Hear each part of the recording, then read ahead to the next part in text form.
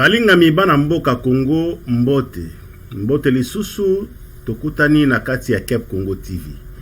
Bokutani malamu na kati ya Cape Congo TV, chaîne na biso, chaîne ya bana mboka kitoko makasi.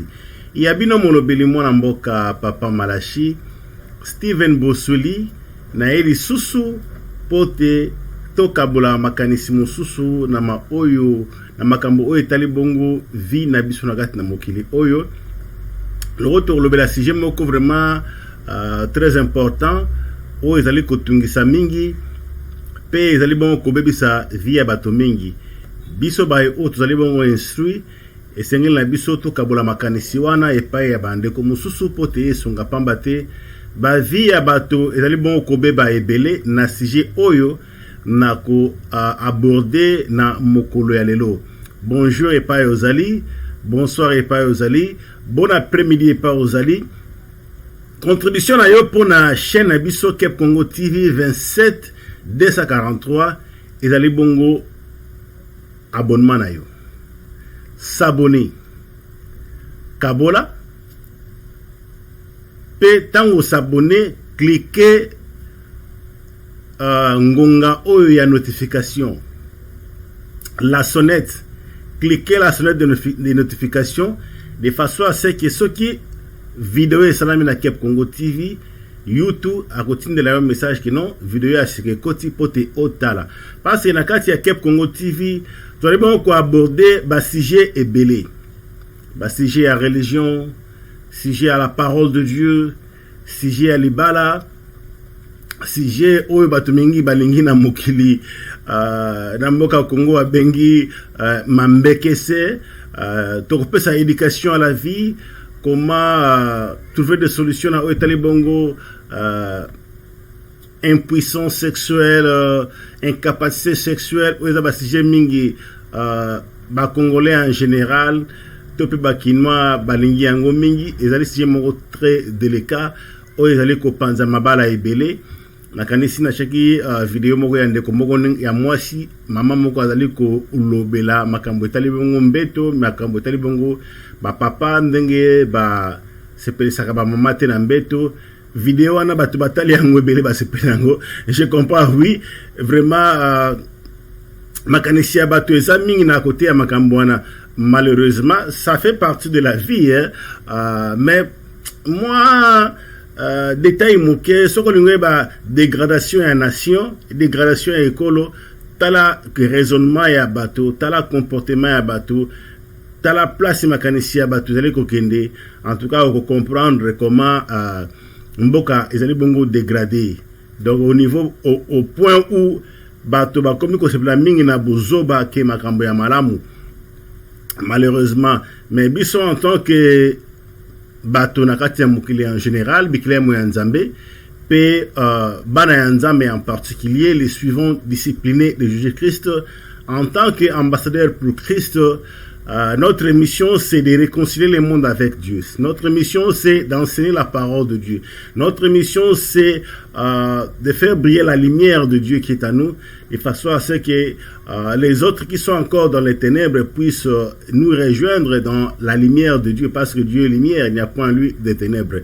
Nous en tant que disciples de la foi, nous en tant que suivants disciples de Jésus-Christ, et nous en tant que ambassadeurs pour Christ, notre mission c'est d'évangéliser. Notre mission c'est de réconcilier le monde avec Dieu. Si je n'en reparle awa, c'est ce qui se passe dans les social media, dans les médias sociaux, précisément Internet en général, WhatsApp, Facebook.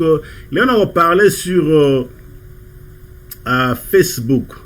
Kindoki oyo ezali bongo na Facebook. C'est vraiment grave. Bola nanga malamu pe ekosunga yo ndeko nanga ozo kolanda.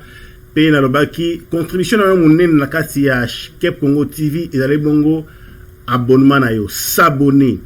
Bo s'abonner ebele pe bo kabola ba vidéo oyo pe na bandeko mususu batala yango de façon à ce que bango pe ba s'abonner pe ko bo sanate cliquer sonnette ya notification de façon à ce que ceux qui vidéo salami na Kep Congo TV ozala bongo motaliboso ya kotala yango parce que on parler na autour ba religion parole de Dieu la politique de comme ça psenga suggestion le ba mingi ma politique je n'aime pas vraiment la politique parce que naebi ne ba le ba na poto la fin justifie les moyens the end justify the means en anglais donc politique il n'y a pas de vérité dans ma politique.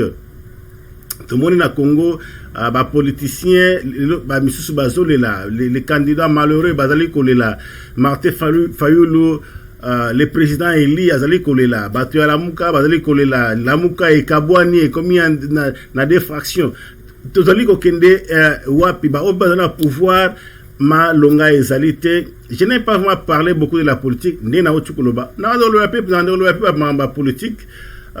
Trahison au Saramboka Congo, complicité à dirigeants congolais, complicité à politiciens congolais, pour le moment, Italie Bongo Est, changement dans les cotambolate, batoué au Koufa chaque jour, au Kata, Bassi Bamitou, Bakati Mwasimoto, Batoboli Libumu, c'est vraiment grave. Ça va si j'ai Oyo Nakolobelango, bien que nous rapidement ma politique, parce que la fin justifie les moyens, the end justify the means. N'a pas résultat final, il y a des politiciens. Il y a un langage qui va promettre bino boé mais va resala mususu. Pourquoi? Parce que dans la politique comme dans la religion il n'y a pas de vérité, il n'y a que des demi-vérités qui sont des mensonges et à cause de cela tala ndenge mboka ezali kotambola. Mais là on va parler magambo ya politique té, on va parler magambo ya STT bien que nous a de cœur avec bande konabiso ya Est le sambo nabiso ezali bongo un jour Est kimia kota bande konabiso ya Est batika koboma bango.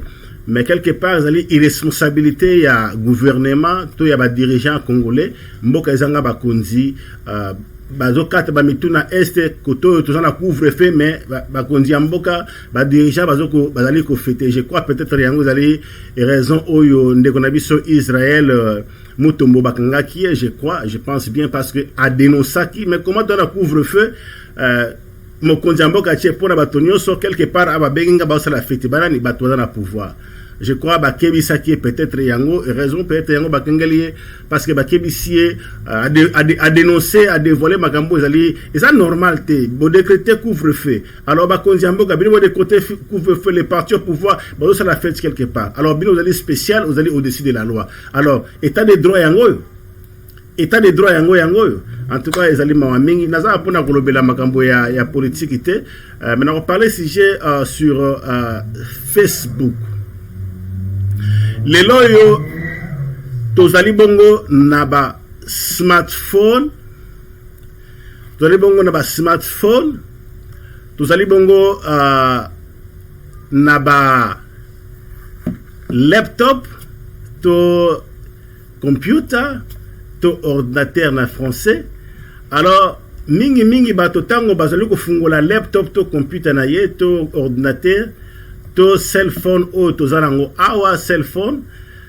téléphone cellulaire na lopoto babenyango téléphone cellulaire to benga cell phone en anglais alors na ba cell phone to ba téléphone cellulaire na biso bato mingi tango ba fungola yango mingi bakendaka na WhatsApp batine message na WhatsApp batinde lié vidéo na WhatsApp avec kotala ou soit ba TikTok batine le TikTok avec kotala TikTok ou soit Facebook la plupart du temps bato passer mingi na Facebook alors Facebook le roi commis to bengi na lopoto cirque to kermesse ya monguna satana to keba ba via bato ebele ezali bongo ko beba na Facebook to na ba médias sociaux en général. On va parler sujet très important comment les diables aujourd'hui utilisent l'internet en général et en particulier Facebook pour que lourd pour décevoir bateau pour que zoa milimo ya bateau mais on a en faire pour aller ko sala yango lelo facilement avec entre guillemets la bénédiction de la technologie. Lelo yo ba mingi bazoke na Facebook koloka mibali, ba mingi bazoke na Facebook koloka basi, ba mingi bazoke na Facebook pona ko sala bongo ba frappe, ba frapper ba tondi ebele na Facebook lelo ba frapper ebele ba tondi na Facebook bokeba pendant na d'expérience personnelle on a eu ba demande ya ba invitation à bateau à inviter yo pote bokoma ba mi na Facebook peut-être azu numéro na yo et pas ami moko yo yebi à l'état où mon abonné te prend le poto l'ami de mon ami c'est mon ami et aujourd'hui c'est facile au niveau de la technologie request oyo outil demande oyo outil pas ya ndeko oyo azali ami ya moto na yebi bon tigana bon la courtoisie il faut être courtois dans la vie mais courtoisie wana en tout cas faut que banango parce que courtoisie wana ezali ko tia biso na erreur pe ko tia biso mingi na erreur yango na sujet on a parler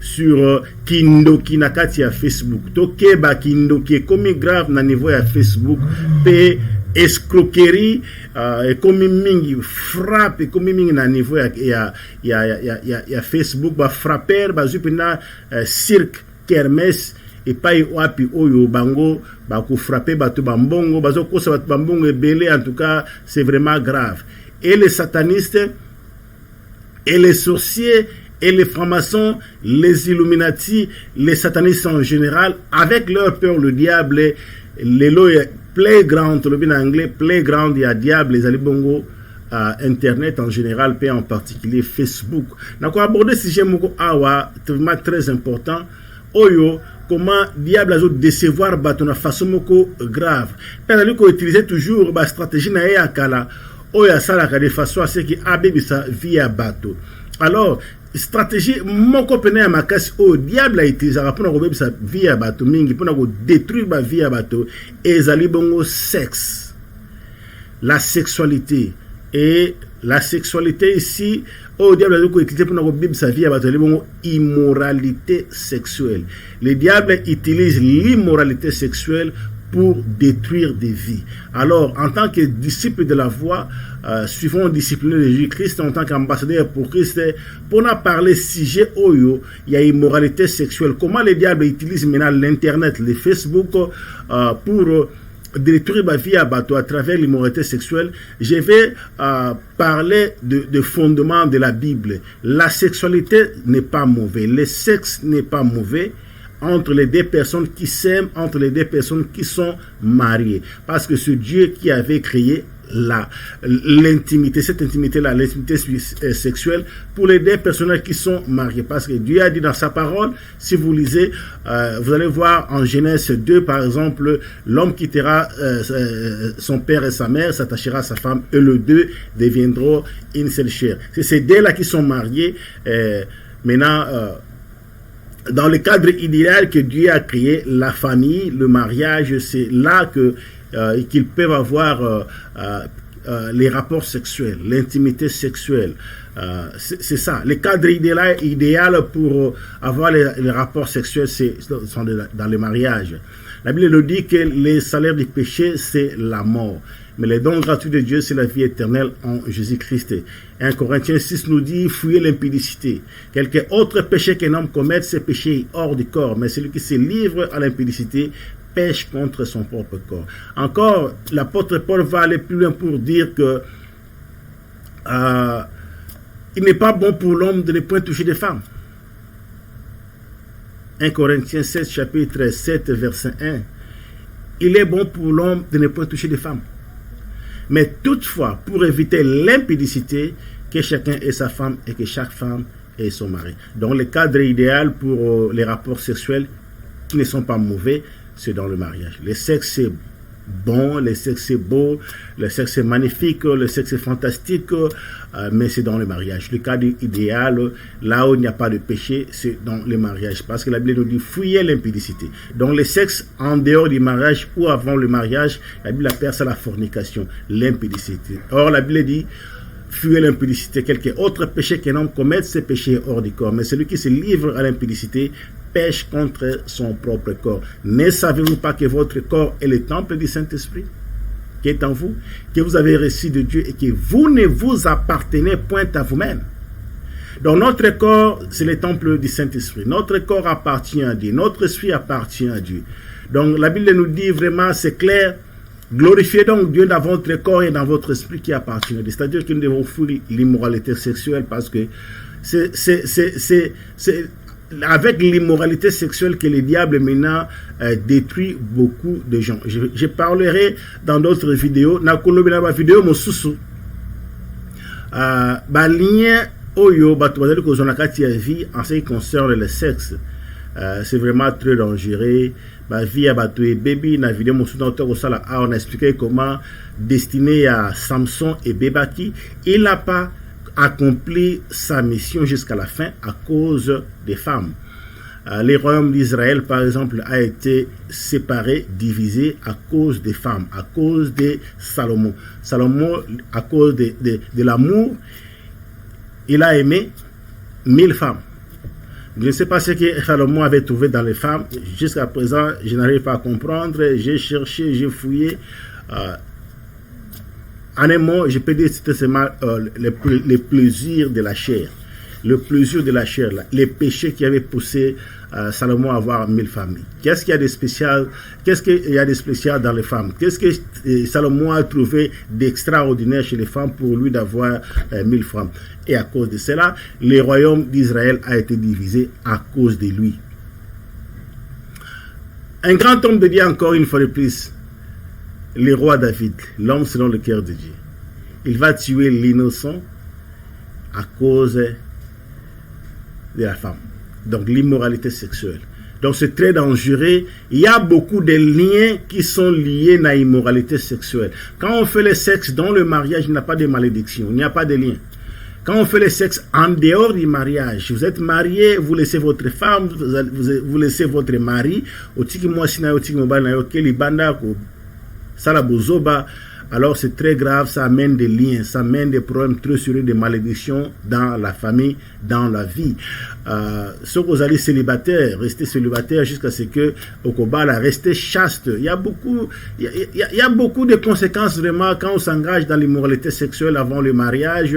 J'ai souvent dit que le sexe avant le mariage détruit le mariage. Je vais expliquer en détail dans notre vidéo comment, avec les expériences passées dans l'immoralité sexuelle, maintenant tu es marié, tu ne te retrouves pas parce que tu y a beaucoup de choses dans l'intelligence, tu y a beaucoup de liens. Tu t'es lié avec Marie-Jeanne, avec Anto, avec Françoise, avec Annie, avec Mamie, avec Antoinette.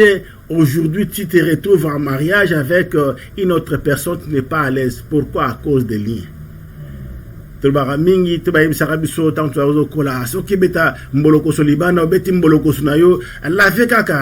libanda banini avozonga palais sukola kaka pour se purifier pourtant on yata musususi oyebo yo sima mwasi na yo to sima mwana na yo azwa sangate. Oui, osukoli nzoto se purifier pour na mwana na yo azwa sangate, pour mobali mwasi na yo azwa sangate, to mobali na yo azwa sangate. Ça c'est sur le plan physique. Bongo sur le plan spirituel, est-ce que sukoli sur le plan spirituel pour olongola les sangas spirituels? Et les sangas spirituels là, c'est maintenant ce qu'on appelle les liens spirituels qui apportent beaucoup de malédictions, beaucoup de malheurs, qui a détruit beaucoup de vies dans ce monde. Maintenant on parlait sur Facebook, comment le diable utilise le Facebook, l'internet en général pour nous détruire la vie à Batomingi, et mingi orienter makanisia batuna motali bongo sexe. Nazwa qui demande yande ko moko boya mwasi azali na Algérie, atengai demande ya amitié. Nga d'habitude natalaka soki mutatinga demande amitié boyfuna luka, est-ce que ayeba na moto moko na yebi natala boy par hasard ayebana kina na beau-frère nangai c'est que bayeba bete batanga sika moko e console bablo mo wande ngwana ayeba la courtoisie tikana ndimi après tindelinga message bonjour, comment ça va bien oh non nga na 22 ans mwana mwasi wana na 22 ans nazali bongo na nazali libre tout ça couplé tout ça la sexe. Je suis désolé, tout ça la sexe ngana yo ndenge nini ozana Algérie ngana na Afrique du Sud Cape Town tout ça couplé ndenge nini. Non, je suis désolé, malheureusement moi je suis un enfant de Dieu j'ai bien souligné, la BTCT, moi je suis un enfant de Dieu et je suis marié, je suis père de 4 enfants. Donc c'est pratiquement impossible. Malheureusement.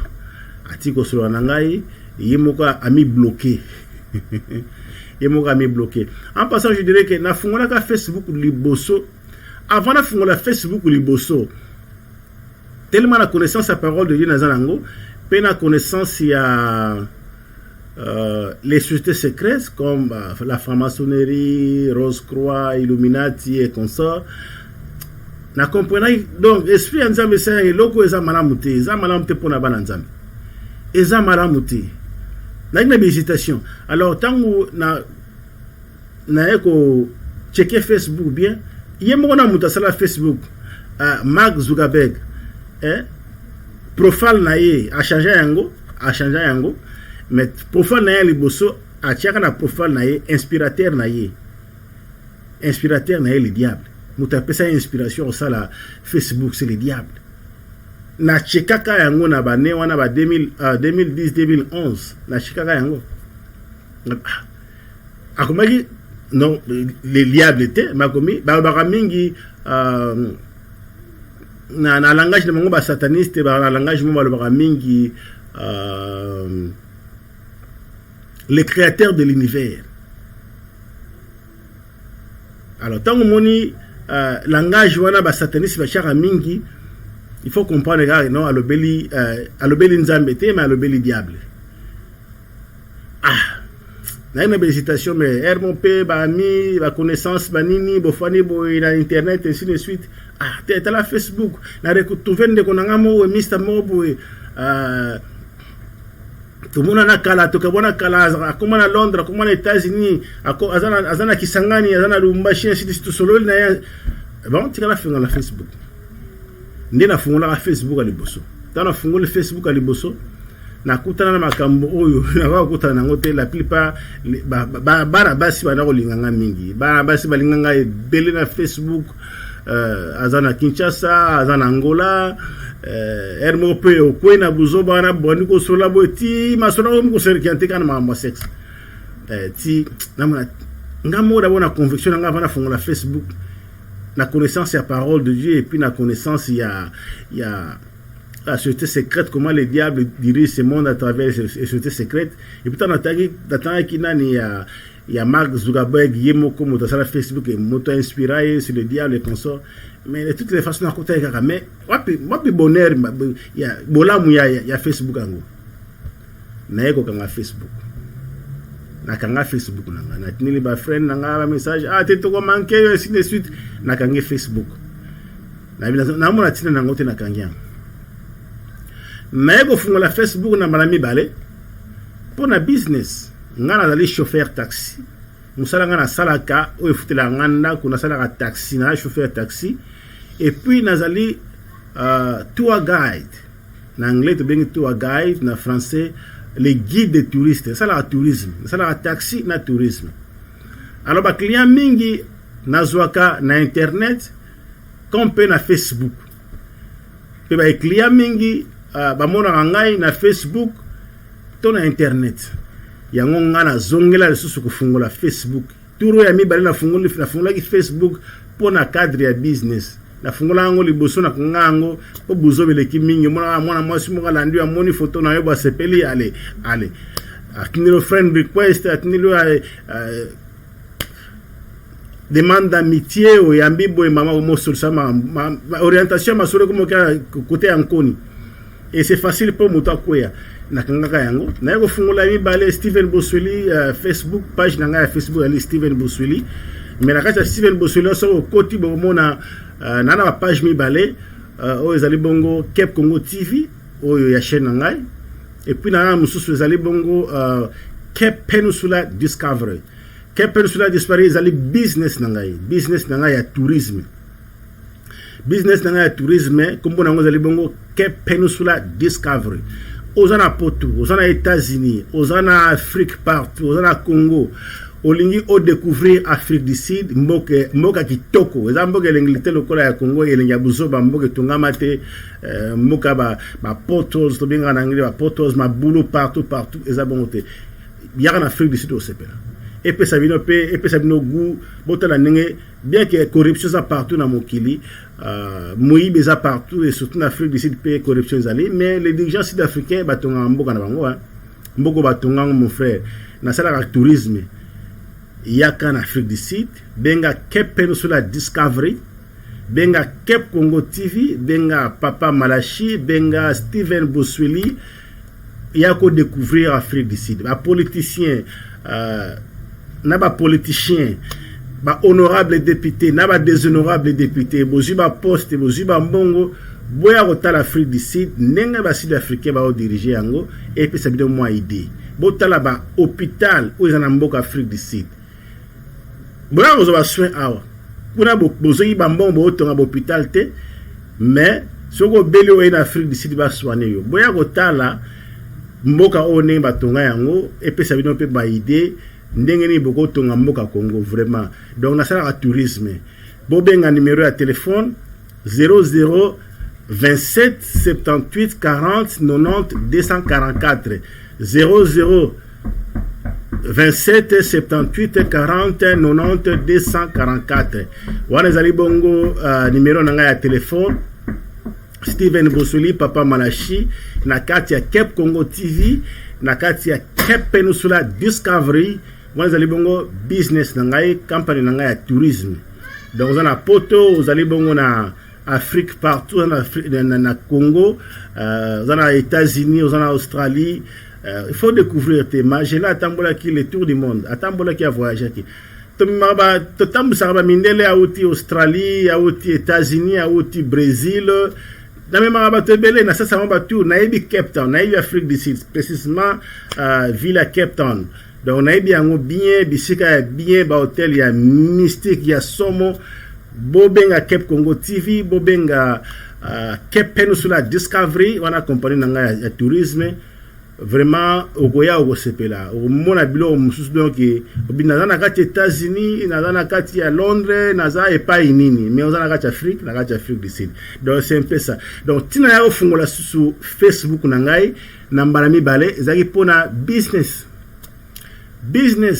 mais malheureusement na fungoli business diable mosana epo na kobebisa vie ya bato ndeko wana tininga request na yambie atondi ko sola ote tout ça là disponible na votre vidéo ya bolumbu ya sexe to ça la sexe na internet et au sala mandeni d'abord na uzakuna posa na ebate au sala mandeni parce que je suis marié père de 4 enfants en tout cas je suis désolé je suis enfant de Dieu na misala wana te atiki alors le quoi na business na tia na kati ya Facebook nena otoloba Cape Peninsula Discovery soko betima na internet Cape Peninsula Discovery ugomona compagnie na ngai ya tourisme na sala tourisme ba photo ezali ba vidéo ezali donc soko lingo ya découvrir Afrique du Sud Cape Town benga Steven Bosweli na Cape Congo TV okoya ko découvrir mboka kitoko zalo wa mboka lengite mboka Congo mboka lemba mboka batonga ngo te hôpital malongo ezate ba université malongo ezate be kola malongo ezate banzela malongo ezate alors on a autant na longol Cape Town na ke Johannesburg na longol Cape Town na ke Durban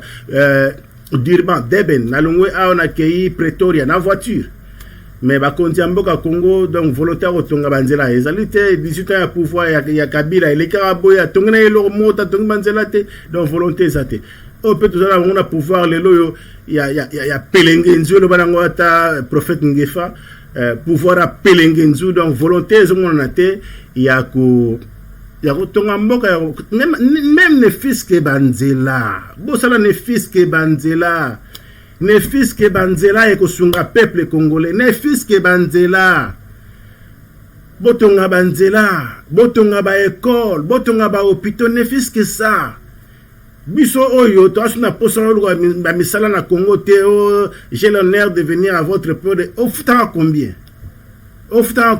to longa Congo pour ba misala malonga ezalaka te état de droit ezalaka te tracasserie militaire ne to longa Congo mais ceux qui ont un souci à Mboka, bon souci à Mboka Congo, bocheli biso quand même bosali banzela bosali ba hôpitaux mboka ekoma bien vraiment na bolingo nkolo vraiment ba dirigeant congolais boza na bolingo ya mboka boza na bolingo ya peuple botonga ta banzela s'il vous plaît. Donc continuer na kochela bino photo ya ndeko moko ya mwasi bota la photo ya ndeko mwasi wana pe na kobeta histoire pe makamuni na yela ngai na Facebook pour efungola biso mayele efungola bino mayele nga ki sage na la parole de Dieu belé na kimaki na masolo wana ya mabe peut-être yo na makanisi na makasi wana te ya kokima ba tentation wana mais na kobeta lisolo na ngai comment le diable utilise le Facebook pour détruire des vies pour esungayo ke Dieu benisa bonama bola na extrait ya mwana mwasi oyo na chaka ba photo na ye botala ba photo na ye comme ça na kobeta lisolo oyo makambo ele ngai bongo na Facebook. Merci beaucoup, à tout à l'heure.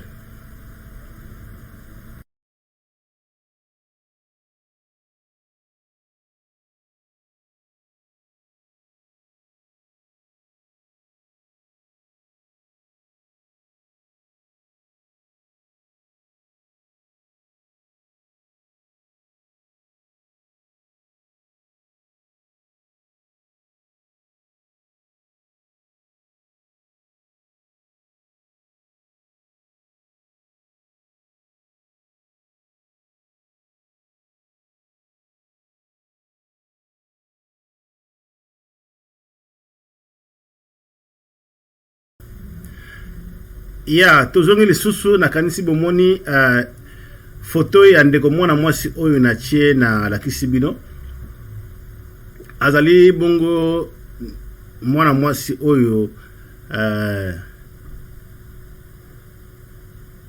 azwaki nimero na nga na Facebook alobaki bien ke na business na Facebook oyo na tia na Facebook eloko ezongisaki nga na Facebook ezali bongo business na nga ya tourisme Cape Peninsula Discovery les business dans le tourisme ça la tourisme donc si on a besoin attention faut dans Cape Town attention faut dans Djobour faut dans Dirma au niveau ya na Cape Town benga Steven Bosweli benga Cape Peninsula Discovery benga Cape Congo TV na numéro de téléphone 78 40 90 244 78 40 90 244 pour la Afrique du Sud des partout en Afrique du Sud numéro ya ngwana on a tina ya code T pour nous dans les bandes d'Afrique du Sud, na Congo, na États-Unis, na Europe, na Australie, plus 27 78 40 90 244. Steven Bosweli, Cape Peninsula Discovery, na sala tourisme. Donc il n'y a pas de sous-métier.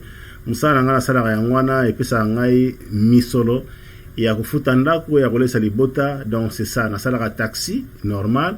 Puis na sala tourisme COVID-19 coronavirus et bombeli biso musala bombeli nga musala on a toujours na aéroport butu moyo na uzaba ba touriste tant bazoya bazobenga ngai na kene ko bango pe après na tambusa bango malheureusement depuis matomani mambo ya COVID-19 oyo musala tourisme kufi mais nous sommes toujours là par la grâce de Dieu nzamba songa toujours bana nzamba tia bana et toujours vivre bien que business est kitnasé, mais par la grâce de Dieu, nous continuons à vivre, nous continuons à survivre par la grâce de Dieu. Voilà. Donc, photo na tu la Sabino on a ndeko mwasi wana comme on a Géraldine. Ce qui allaient payer solo sur payer le kuta na éviter. Mais curieusement un jour on a fandi boé na mon téléphone leli. Téléphone leli avant téléphone leli, je m'excuse. Na un message na face na WhatsApp. Na mon message na WhatsApp boy ebandi mon amour, mon cœur, bonjour, comment ça va? Nazo manqué, ozo manqué ngai, nazo mona la société vraiment, nazo besoin de développer ngai. Mon amour, mon cœur va combien hein? Moi je suis déjà marié, en passant je dirais que je suis marié. Steven Bosweli, je suis marié. Ce qui au moni photo dans na Facebook, to moni vidéo dans nga quand peut-être dans célibataire, non, na célibataire dans marié. Na ebité na disciple Jésus-Christ, na disciple Salomon te po na comme polygame lokola Salomon pour amoli mon ankoni donc on a robeta nzete na ebité biloko ni anda ko utiliser. Ce qui bon, c'est vrai que normal avec la ceste belé peut-être ayebaki biloko ya makasi koleka ba nkuru pote epesa nkumaya ko satisfaire 1000 femmes, je ne sais pas. Vraiment, c'est un peu ça. Je suis marié, je ne suis pas célibataire. Donc, naza polygame te pona na tandabino awa. Naza pe disciple ya Salomon te pona tandabino awa. Marie-Jeanne, Antoinette, Géraldine, voilà. Donc, c'est un peu ça. Alors, Géraldine, moi, je suis la photo, a bengisinga na tongo jour na tongo le lendemain a bengingai n'appelle WhatsApp. Bonjour. Comment ça va? Ah, ça va bien. En tout cas, vraiment, na s'appelle Makasi, na besoin de développer tout cela vraiment.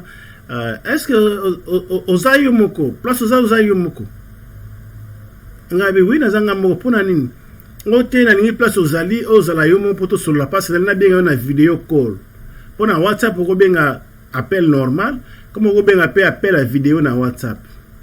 Si ko singa place ya batu bazala te na za place nga mona ndenge na bité. Abisinga te. Na besoin to sala sexe. Na besoin na to sala sexe parce que mon amour en tout cas na lingio mingi o makenga mingi na donc na besoin to sala sexe nga na yo. Na besoin to sala sexe nga na yo ndenge nini. O te promet ate na o katapel sikoyo comme ça. O na côté na toilette, na côté na salle de bain, na côté bongo na bathroom. Comme ça, na okata forme, na okata bilama na otika mutakala, comme ça na kubenga yo, bon tout ça la sexe na phone. Wow. Tango tina nga message ya liboso na ya kokoma, mon amour, mon cœur est comme ça. Na komona message, oh sunani boy. Na ko tuna na ebioté, na tina ki pe message na répondre, na ebioté oza wapi oza nani et puis aux numéro na ngandenge nini. Na ko tina kombo na eto ezanga Géraldine naza amina yo na Facebook, to kutana na Facebook. On peut ça un numéro na yo na zoka numéro na yo na Facebook Géraldine na ebioté. O te na amina na biboso za amina na Facebook. Kende na Facebook komela ngai message. O te na Facebook te na longa na Facebook. Na bande na ça bien que le diable utilise l'internet en général comme Facebook en particulier, les médias sociaux pour détruire la vie à bateau. Bokeba. Pambate, ce n'est pas tout le monde qui est friend na yo. Tout normal. Ba friend na yo, to ba ami na yo, en anglais friend, en français ami, et belé ba ami aux mango 4000 amis. Na mo mutu na 4000 amis na Facebook. Muso na 5000 amis na Facebook. Je ne pense pas sur le raton à 10 amis. Parmi les 5000 wana amis, to 4000 amis wana, sur le raton à 10 personnes, en limité. Et parmi les 5 amis, on a en limité, on a 50 personnes en limité. Alors, si on a 50 personnes en limité, on a 50 personnes. Alors, si on a mis les amis na Facebook. On a le col, on a mis, je crois, ce qui 700 et quelques boys. A moni photo na ngai, a moni business na ngai, mingi, na mona bat mingi ba kutini na ba friend request ya pona ba na Facebook page na ngai ba photo ya business ya Cape Congo TV, ba photo ya Cape Peninsula Discovery company na ngai ya tourisme. Peut-être va te attirer pour na bilo ko na ba tindi na ngai ba friend request. Il y a bon ebele ya ba ami wana, ebele ya ba friends wana, o so la kana bango ngamo personnellement ba mi ba ebele wana na so la bango te.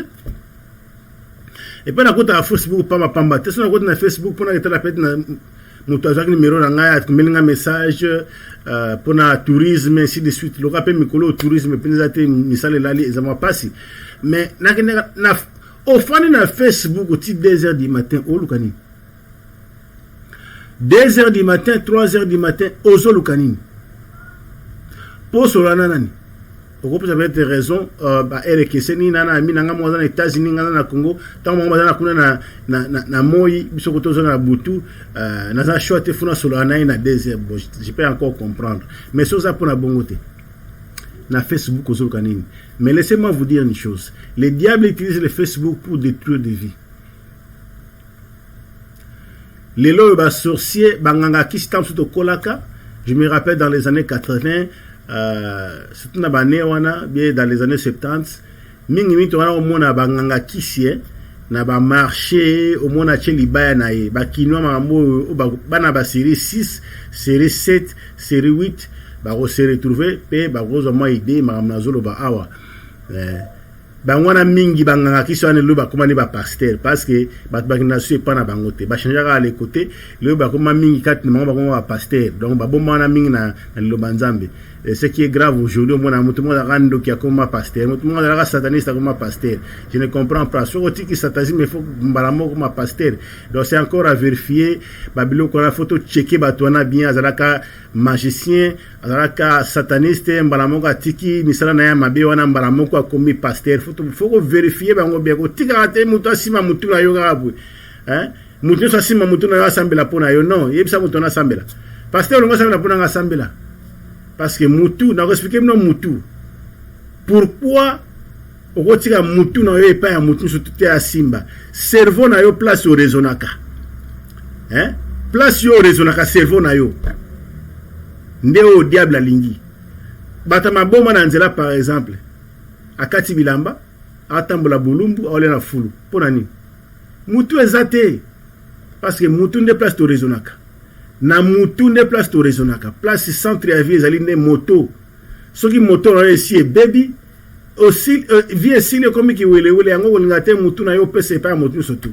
C'était juste une parenthèse na fungola ki pour ko expliquer que bato mingi banganga kisi dans les années 80 70 moi peu début à 90 mingi te donc on na banzela tena va marcher mon papa mo boinganga mo ba cheli ba na ya komina big sa maladie boy na big sa vous avez besoin de chance longola mal chance vous avez un problème vous avez besoin ya mbongo prospérité konso ba cheli ba na ya cheli ba na yi peno tono mona mingi mona che ba che de ya musapi hein ba che de ya musapi na kacha musapi no mona ba che lisu hein ba che de ya musapi ba che lisu na kati zola kisa qu'ils ont besoin de solution à problème na yo yaka awa bache loboko na kati loboko wana lisu na kati bana ba série 70 série 80 va se retrouver dans ma zoloba alors batonne lo baza sauter on a fondé une parenthèse bango mingi le comment va pasteur il faut que ba haute pasteur mo ancien sataniste ancien magicien a comme pasteur au pesa mutu keba ko pesa mutu na pas mutu soute da sambela yo mutanga sambela yo ipsa sambela mon frère sambela pasta sambela et c'est le sambela on a tout musulman na mutu parce mutu ezali yango moni batu mingi lelo batu na l'église prospérité ya maté ezo pesa ma chaque jour prospérité on peut se mona te kasi ba pasteur bo ke ko simbi sa ba mitu na bino aki asimbaki et que a butu aya simbi na moto akinaki asimbi que na moto asimbi na moto alors tant on va pesa $1000 na sambela yo prière spéciale au pesa $100 na sambela prière spéciale au sambela pourquoi parce que simba rabekeko asimbi que na butu aya simbi na moto asimbi que na moto alors on pesa moto na pas ya moto surtout Assemblée, c'était Kep Congo TV, Steven Bosuli, Papa Malachi, ma confirmant de Mamadi, moi Nangando à Kofora Nambongete. Contribution à yon na kati ya chaîne Oyo, s'abonner kaka. S'abonner, peut cliquer, sonnette, il y a notification. Contribution il y a yo, yangwana pour la chaîne Oyo, chaîne Abino et Kola Kenilibusu. So la contribution, en attire. En argent, on donne à Kep Congo TV, na sombe la caméra parce que ma soleza est bien tout ça na Kep Congo TV, il y a la caméra moko, il y a kitoko, il y a makasi.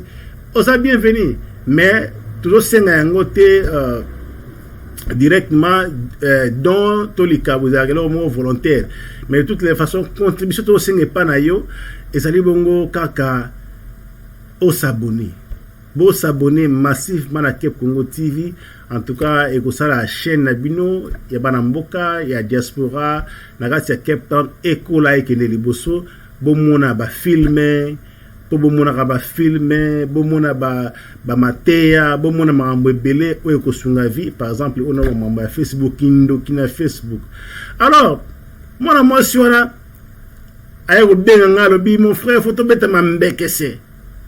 To beta nzete na internet na to sala ngondeni o tena ko expliquer ngana ko na douche sikoyo na okata forme na otika mutakala penza comme ça na ko expliquer to sala sexe ngana yo sur vidéo call appel vidéo ya WhatsApp yo zala place ka uzali batu bazala te ou soit kota na chambre ou soit kota pe na salle de bain na douche comme ça ngana to sala sexe na ko bengo na vidéo call to sala sexe ne o tena na posa na mona elongi na yo bola nanga bien na posa mona elongi na yo pena mona sexe na yo comme ça na ko tikela yo nzoto na ngai na ko panza nzoto na ngai comme ça okomona nyoso na posa mona pe na ko expliquer ne to sala sexe ngana aussi vidéo call appel vidéo à WhatsApp. Mon frère, ma sœur, boyo kangai bien. Pourquoi moi si wana bi azaka na posa mona elongi na ngai? Elongi moto na biso centre ya vie place cerveau ezali.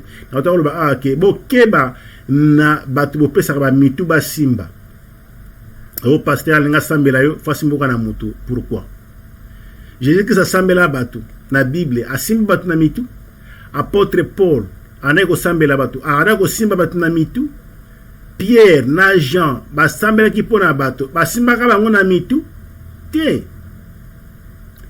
Mais lelo yo doctrine ya ko simba batu na mitu e uti wapi? Bible ya Mungu to lobi kutu ko tia moto maboko na moto te na précipitation pamba te oyebi ete pona o éviter o s'engager na misala na ya mabe. C'est la Bible qui dit ko tia moto maboko na précipitation te devra à domicile. Boko tanga Bible bo fouiller Bible mona verset na chapitre mamna zoloba.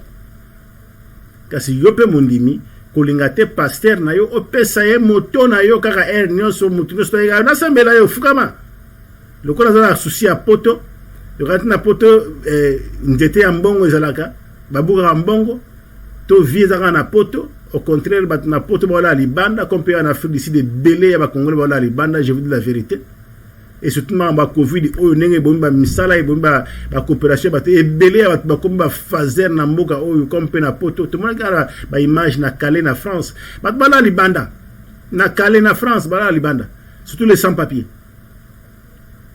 yo pasteur ça la prière pour que na poto o sani yango visa na poto visa partout nzamba za partout so ça me la nzamba solo nzamba za partout nzamba ko pesa vi na Congo akopesa vi na Bongandanga comme nzamba akopesa vi na Aketi Poison comme nzamba akopesa vi na Likati comme nzamba akopesa vi na Bongandanga na Pimo na Ngonzi akopesa vi na Gimbilangulu nzamba akopesa vi na Matadi nzamba akopesa vi na Kikwiti. Parce que Nzamba za partout, Nzamba za en États-Unis te. Nzambe azali partout. Alors bo keba bisimba simba mitu ko pesa mitu na bino pa ya bato. Alors mwana mwasi oyo alobi to sala ngana e sexe na appel vidéo ya WhatsApp, alors na posa mona elongi nga pourquoi? Je vous dirais que c'était simple pour moi de comprendre, c'est pourquoi faut sambela makasi so sambela za esprit nzambe kat na yo esprit nzambe ou diriger vi na yo l'action makambo belé. Pourquoi mutu? Parce que soka jui mutu na yo mbala moko a envoûté yo mbala moko bo moto na yo elongwe za ba sataniste ba illuminati ba franc-maçon ba sorcier aza soka a envoûté yo na elongi na yo azo yo mémoire parce que soka jui yo mémoire azu yo vie. C'est pourquoi moi na soeur bakite na kota na douche na tika na mutakala na posaka na mona elongi na mona na sexe na yo. Pourquoi a envoûté ngai alongola nga bo moto yango no moni ba batama boma baliaka na ba fulu batambola ka mitakala parce que mutu ezo sala soute soki mutu ya liboma basali grâce na nzambe liboma esili ba azui délivrance bana mo se retrouve ka na mutakala ndenge mama kumukula bilamba parce que bo moto ezo. Pourquoi mutu azalaka na ngote na liboma mutu zalaka te. Alors moi monsieur amona nga na Facebook azoki melonga na Facebook abengi singaye to sala nga sexe to sa couple na mituli to sala ngonde na bi désolé to sala bloc wana te o te na kote na douche na tikala mutakala na mona ka elongi na yo pona a envoûter ngai asawa pi azana Benin na soki na Benin ceux qui na Mali, ceux qui na Bénin. C'est pas possible. C'est diabolique. C'est diabolique, c'est satanique. C'est diabolique, c'est satanique. Encore une fois de plus, et je suis marié. Alors, à mon partie sexuelle, à mon sexe, pourquoi sexe? Moto, vous allez centre à vie à moto. Là, c'est un raisonnement. Et puis, sexe, vous allez centre à reproduction. On va appeler ça pour se reproduire. Il n'y a aucune multiplication ou animale ou humaine sans les rapports sexuels. Donc, vie à moto, vous allez avoir le keto. Dans le keto, na yo awa. Yango bu les autres, dans Ephésiens, il faut que tu sentir la vérité dans le keto. Le keto, peut aller centre à vie. Centre à vie à moto. Batomingi bazotambona na vélo pourquoi mokongo bukana. Mokongo bukana le keto bukana moya tambola ezate. Ya biloko mibalo ezali base ya vie à moto. Le keto na motu. Nde mwana mwasi o Géraldine ndoki oyo sataniste oyo alingaki envoûter ngai ne longi azwa mémoire na ngai pe azwa ngai centre ya reproduction vie ya moto awa na loketo botanga Ephésiens 6 devoir à domicile bokomona ndenge Ephésiens ils ont démontré les combats spirituels à partir du verset 12. Nous n'avons pas à combattre contre la chair et le sang mais contre les dominations, contre les autorités, contre les princes de ce monde des ténèbres, contre les esprits méchants dans les l'est et l'est. 4 catégories d'esprits diaboliques. Oyo butuna moi ba ko luka bazwa mulimo na yo bazwa amna yo mangona li felo. Catégorie les 4 points cardinaux. Butu moi oyo des diables ba démons na ça ba démons ya mikete. Bangonde bazo diriger mokili avec les sociétés secrètes pour na ko baby sa vie ya bato. Alors focus makanisi na bango mingi ezali bongo na sexe yango Facebook ezali bongo kermesse na bagine bandeli Facebook ezali kermesse lelo Facebook ezali bongo kermesse pour na diable cirque playground to en anglais playground pour na diable mtu msatu pour aza subato ametu msasute diable amitungi sakali soutenir za kala ote papa mongo bo ache mesa na ye na Pascal ache dessin na ye autre na maladie boye ozana problème boye na vie ozana malédiction ache loboko na lisu na kati awa pour que nous consulter baza souté ba kuma mingi le ba kuma pasteur ba batama na l'église ba kuma pasteur ainsi de suite et puis mingi le ba yeko batama sikoyo na Facebook sur internet ba frapper ba tondi ebele na Facebook ba sorcier ba komi ebele na Facebook lokola ndeko mwana mwasi oyo Géraldine mwasi kitoko en passant mwasi kitoko ako eroza payer ou ça cause payer te parce que les démons baza capable ya kozwa photo ya mutu alati yango azu photo ya mutu atindeli yo yokanti attention na Géraldine. Mais ça, Géraldine, tu as la Géraldine. Azu des photos à Géraldine, mais ils ont des démons. Alors pourquoi? Alors, si vous avez attaqué un modèle, il faut comprendre que vous avez un don. Vous avez un don à ma casse pour prêcher parole de la mokili. Pour kango la vie à bateau na kata mokili. Vous avez un don et belenzamba tchena mokili pote osunga libota na yo, osunga famille na yo, pe osunga mokili. Nenge notre bien-aimé frère, le grand pasteur américain Miles Monroe, en akoloba ozalimbuma. Nzamba tindaki na mokili pour ekomanzete ebotambuma pote et servir mokili. Tala responsabilité tala mosala nzamba tindaki na mokili obotambuma okabolambuma na mokili. Donc net en français, je suis né pour vivre, né de nouveau pour servir. Servir qui? Servir Dieu et les autres. Les services dans la maisonnée. Le service dans le corps de Christ qui fonctionne. Alors, on dit que moi, si on a dit, pour détruire la mémoire, à envoûter la mémoire, pour centrer la vie, à pikili qui n'a l'oketo, à mon sexe, pour te aller sur la vie. Tant la nenge ba vie, à tout aller ko na internet, pe na Facebook.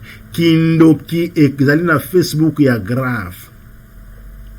o ezali moko ya exemple na pesibino mais ne na lobaki na kanga Facebook na nga liboso po les femmes bazolinga nga ya ndenge na mais qu'est-ce qui ne va pas bien? Qu'est-ce que le diable voit de spécial? Qu'est-ce que ces femmes là voient de spécial na vie na nga beaucoup na Facebook na komi na kanza kuna la vilain mais na comprendre te bana bazolinga nga pona nini frère mon la ça habité et ça va tenga diable mais oui ça va tenga diable hein na kanza za vilain bosiko bana basu bazoluka ni palanga. Et en plus, nous allons marier, nous allons discipler à Jésus-Christ, nous allons discipler à Salomon. Si nous discipler à Salomon, les femmes, nous allons bien. Nous allons Angola, nous allons na Mbushima, nous allons na Boma, nous allons na États-Unis, na France, na Australie. Mais malheureusement, nous allons discipler à Salomon, nous allons discipler à Jésus-Christ. Je me croyais vilain, mais je ne suis pas vilain. Parce que la Bible me dit que je suis une créature si merveilleuse et mon cœur les reconnaît bien. Ça, c'est le roi David qui avait dit cela. J'étais loup peur de ce que je suis une créature si merveilleuse. La personne de référence, Psaume 139, devant à domicile, pour vérifier, pour mon verset, on a fantastique. David, je suis une créature si merveilleuse. Voilà pourquoi je ne suis pas vilain. Donc, il y a une raison pour laquelle démon, il y a distraction, il y a bon piqué qui est en koni, balandaranga parce que je ne suis pas vilain. Voilà. Pour ne distraire, vie n'a pas détruire. Je disais que Tokeba, on a Facebook, tolingi social media mingi, tolingi médias sociaux mingi, les loyaux motarzo passé 10 heures de temps na kati ya Facebook. Je me demande aussi sur la business lokola ngai ya Cap Congo TV ko chaka ba vidéo pona chaka ba vidéo na Facebook ya Cap Congo TV ou soit Cap Peninsula Discovery business na ngai ya tourisme eza malamu pona yo osala business. Mais si vous avez que nous pouvons retenir bulumbu ya basi mitakala ya basi to kinogulula basi to kinogulula mibali. En tout cas, za distraction, diable azulu kapwa détruire vie na yo. Voilà, message na ngai ko ça ndenge ni diable azulu détruire vie ya batu lelo kermesse ya diable ezali Facebook. Bokeba, kermesse ya diable ezali Facebook. Bokeba, kermesse ya diable lelo ezali Facebook na internet. Okomona mutawa solora na yo azana États-Unis. En passant, je dirais ceci. Ne pensez pas que ceux qui ont vu amis aux États-Unis, tout en Afrique du Sud, tout en Australie, tout en France, ne bon sa vie na yo non. Montant bon sa vie na yo Zanzambe. Ne comptez pas sur les gens. Moi je ne compte sur personne. Na comptera na mutute ni na membre de la famille. Si les membres de ma famille peuvent m'aider, ils sont vraiment le bienvenu. Ou n'importe qui peut m'aider, il est ou elle est le bienvenu ou la bienvenue. Mais je ne compte sur personne. Moi, je compte sur moi-même et je compte sur Dieu. Je compte sur moi-même et je compte sur Dieu. C'est pourquoi je vous dirais que quand ceux qui demandent amitié à faire en Australie, lokola biso pe nzaleli ki mingi na Afrique surtout na Congo ma mingi quand ça obongisa la vie non. Parmi batu wana ba sorcier baza kati ba demo baza kati ba tika kilongi ya moto. Tango ya ko mibwa kasiko yo boye. Okanesi petre ya ko sunga yo, akomi ko senga yo ba demande bo autika la mitakala. Otine la vidéo na tala kaka mutazo senga yo asal la vidéo ya mutakala. Na côté de mon à Facebook, parce que je suis enfant de Dieu, disciple de la voix, ambassadeur pour Christ pour aider. Bah si bon batine ba bitakala na Facebook. Artikali mutakala kangi photo ya mabela kangi photo ya senae atine photo ya bulumbu ebele. Osana ngoni, na sana ngoni. Qu'est-ce que vraiment je peux trouver dans ça? Il n'y a rien de spécial.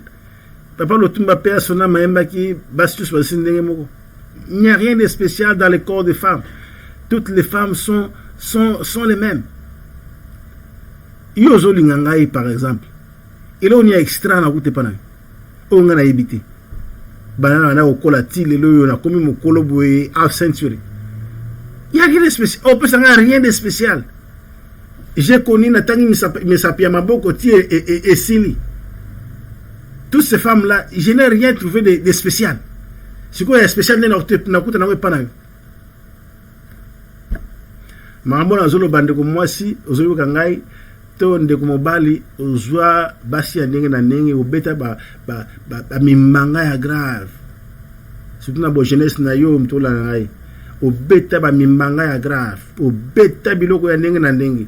Yo pe ndeko moi si ozwa ba biloko ya ndenge, ba mimanga ya make na make, ozwa ba nkoni ya grave. Ozolo yango ba pete. Ce qui est bon en été, laissez-moi vous dire une chose. Ce qui est bon en été, Yesu Christ a coûté na masumu wana ya mimbanga ya bankoni ya mambekese. Sors na yozali felo. Nazo ba grade te, nazo ba si moi ebele. Nazo ba grade nangote. Pe na mone loko moi ya extra e pa ya basite. To ya spécial. Bongo yo soko zo linga ngai. Elo ni ya spécial yo opesanga. Rien de spécial. Masumu kaka pour me mangana lifelo. Mais okolonga te parce que Jésus Christ na minute yo azakat nangai. Yango pe na osenga na bino bokeba. Na ko bas na osala video mususu ya frappe. Ndenge ba frapper ba koti na internet ba otine la email boy. Muso otine la email o tenga nazali soldat américain na Afghanistan. Naza fille unique. Moi, récemment, naza fille unique. Naza peut-être client ya Cape Town Discovery, azana ba dollar pour natam sena Cape Town, natam busaena na laksaye Cape Town et kitoko ya Cape Town. Ba Américain so aux États-Unis za confondu. Tozana San Francisco, tozana California, za confondu. Amso plus so au Londres a confondu. Musna mara utara Australie. Mais besoin banzela bien Afrique du Sud, banzela ou en Australie tout ça c'est vrai. Ah oui, besoin banzela bien besoin en Australie banzela ba ya mabulu mundela ou Australie, histoire vraie na sala tourisme. Ah besoin banzela bien na tambusa ba mosna mobali na Afrique du Sud na tambusa ba bisike belé ba sepela nga pe na sepela. Donc ça na sala ya ngwana.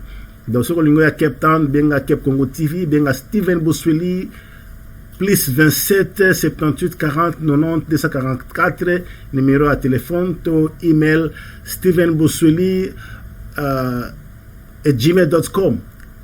Donc okomona ngai na Facebook okoya na bukelo ba hotel ya bien malonga ba hotel ya masolote ba hotel ya 5 étoiles ya ba restaurant ya 5 étoiles ya kitoko o sepelipe e pesio makajabino te Afrique ba mindele ba kantsaka saka jungle donc zamba mais Afrique za zamba te Afrique ba tunga yango bambuka lokola Afrique du Sud soko yene to Cape Town bina za na États-Unis na za wapi donc c'est un peu ça mais et puis ça peut sengo et puis ça peut idée na ba dirigeant congolais botunga mboka vraiment bo sala soka banzela kaka leti ngabo na bi tourisme belé construction nga na kopesa pona Congo la tourisme.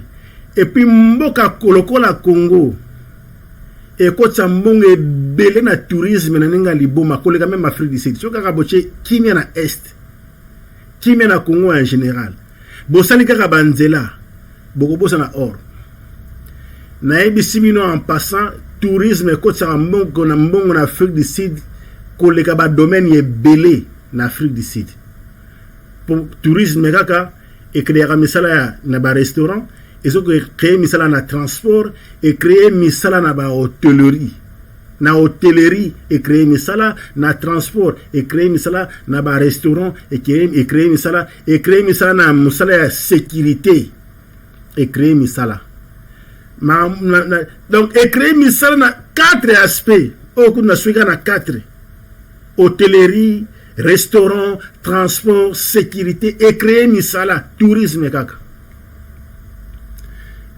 Ministre du tourisme sur une chance to batu boye biye bo pesa ye Cape Congo TV alanda ba idée c'est bele to ko pesa bino pour na bo créer ba parc d'attraction même quand na Kinshasa wana mindele to ba africain bana posa ba histoire à Congo mais c'est le tourisme ministre du tourisme on va poster monsieur Zarango vacant aux ministre ba idée limitée tellement vous avez ba coopérant vous en avez un coopérant donc aussi donc à fond pesi pour le ministère du tourisme au réuni na yo ba robeta bankoni na yo ba robeta banzete aussi ba bindendi ba jeune plante ba jeune fille aussi ba mata 5 na moto ka OK allez bandu ko boka bambongo na se bazolo ko ta ozo beta bankoni or yo ministre du tourisme so la Cape Congo TV to bato boyebi bo pesa yalanda na ko pesa yo ba idée ba parc d'attraction kaka na Kinshasa au Bogo sala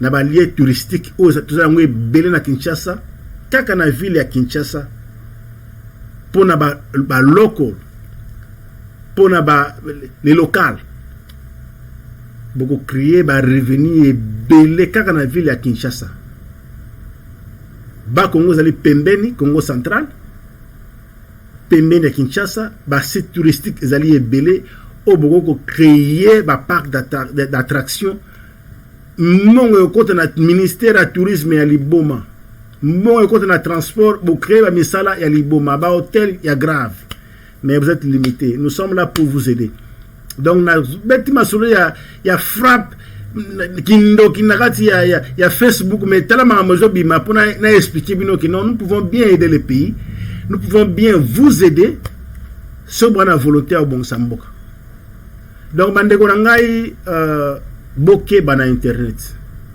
on a goloba awa mona mosa client tourisme bon autant na Afghanistan za awa na za soldat américain ainsi de suite mais na famille moko na ganga moko bambongo na fale ya mais et aussi nga mutu moko boye fo tous na eba mi oyo na pesa confiance nga na sepel na yo na pesa na moni page na ya Facebook na sepel nango na lingine opesa ba détail na yo comme ça mutu moko contacter yo opesa ba détail na ba numéro ya banque comme ça pour batinda bambongo na ngai epa na yo parce que nga na za en Afghanistan na talibo na bi ebele anglais nga na za nango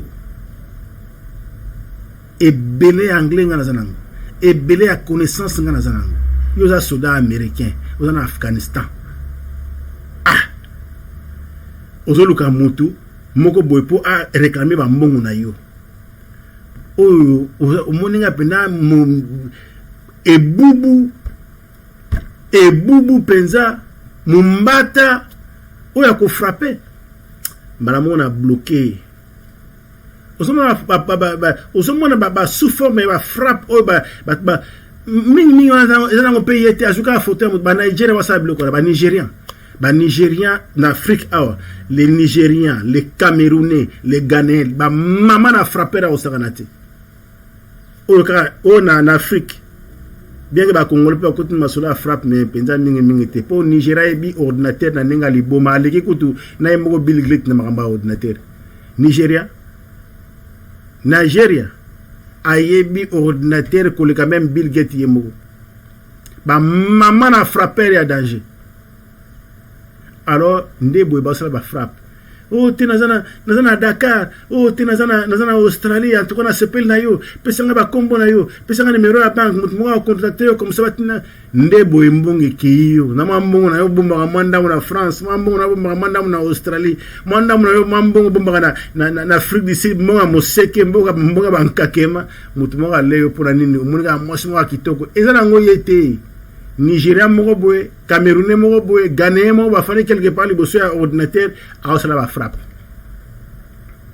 tant yo en tout cas moi soit ninga mbongo na mamoko vie bongi na bale pena moi siwana eza nango yite moi si azolula yo na Facebook eza nango yite sorcier ndoki azoluka mutako sacrifier ndeko moi siwana Géraldine aina posa ngone longinanga po envoûter ngai azo appela sexe nanga pona koma ki wele mais grâce soit grandi à Dieu, un enfant de Dieu bâti dans la parole de Dieu, disciple de la voix internationale.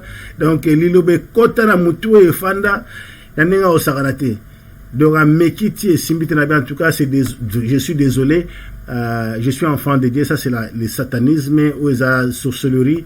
Torosa biloka boete ti abenganga li soute mwana mwasi wa Géraldine.